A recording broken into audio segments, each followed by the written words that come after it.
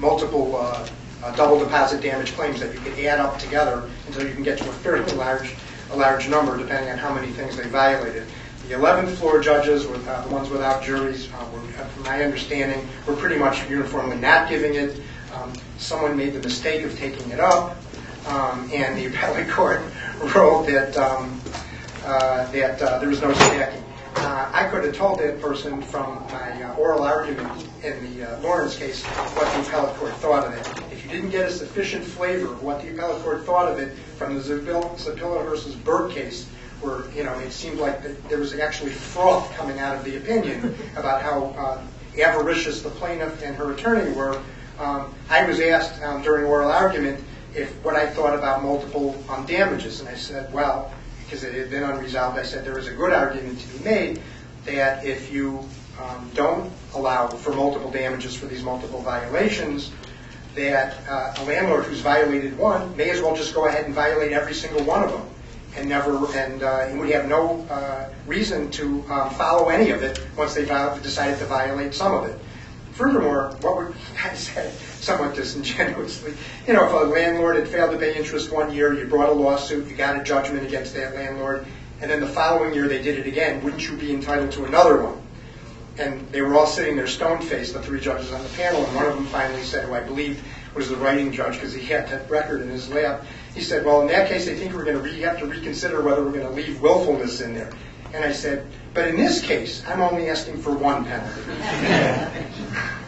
So that's how that case got decided, and that's why I thought that bringing up the Krasik decision was a poor one at the time. I believe that it's probably helpful to try to get a jury claim into your complaint to get you into 1501 in municipal division in Cook County for those for landlord-tenant cases. One, it gives you some room to move if you get a judge, signed to a trial judge that you've had a bad experience with in the past or don't like their attitude. You can then say, well, I'm sticking with my jury demand and I will go with them. If you get a judge that you think follows the law, is a straight shooter, and you really think that judge is good, you can decide to waive your jury demand, but you won't get that opportunity if you don't have a claim. Now, you should understand, and it's important to know, that under the Landlord-Tenant Ordinance, an action unknown in common law in Illinois, you're not entitled to a jury. However, you can get around that by adding in claims to your complaint that are, if nothing else, common law analogs to the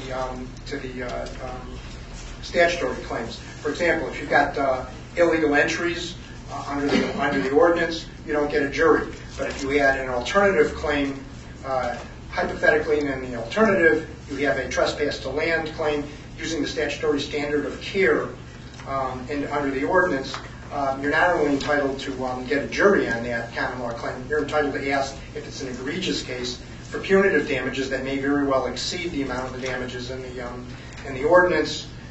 So I think that it's extremely useful to have those common law claims in your complaint. I would try to get your damages to gross up over $10,000 in order to get discovery. There's nothing worse than having no idea what the landlord's going to say, because the landlord's attorney has been closed-mouthed about what exactly it is they're going to say or do or what evidence they're going to bring in, and you have to walk in and essentially cowboy a trial without having any idea what you're up against. Landlords frequently will manufacture evidence. They do it all the time with damages. They come up with their brother-in-law's, invoice, saying that they had to replace the carpeting and replace the floor. They had to do all these things.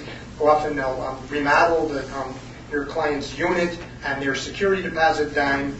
And in order to be able to prove that these are manufactured damages or manufactured claims on their part, you really need some discovery to be able to get past that. So those common law claims, you can ask if there's willfulness or recklessness. You can ask for punitive damages. You can ask for a sum that might, a reasonable sum that comports with the Code of Professional Responsibility, a reasonable forecast of what you believe you might be able to get as punitive damages. Those might get you past the $10,000 threshold into beyond a small claims case where you're entitled to discovery. There are other municipalities with tenant ordinances that you should be aware of. Evanston has one, Mount Prospect, Oak Park, and Urbana, Champaign-Urbana. There are also state statutes that provide potential causes of action that you can bring claims under. One would be the State Security Deposit Return Act.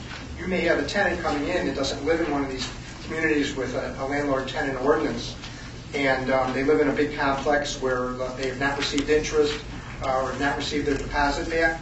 There's a state statute that would apply. These statutes are not frequently used in Cook County because they're not as useful or tenant-friendly as the ordinance, but you should be aware of them.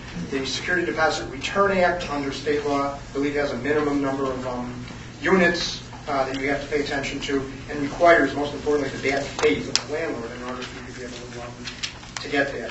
The Interest Act requires a willful failure to pay and requires 25 or more units. So as you can see, they have limitations that the ordinance does not have, but could be useful if you get somebody from Des Plaines that lives in a complex that otherwise might not have a remedy. There's a Tenant's Right to Repair Act, that frequently used in and of itself if you don't have fee shifting claims, because it requires, it has no fees associated with it. And there are exemptions which apply, and there's a nasty provision in there that the tenant is responsible if they conduct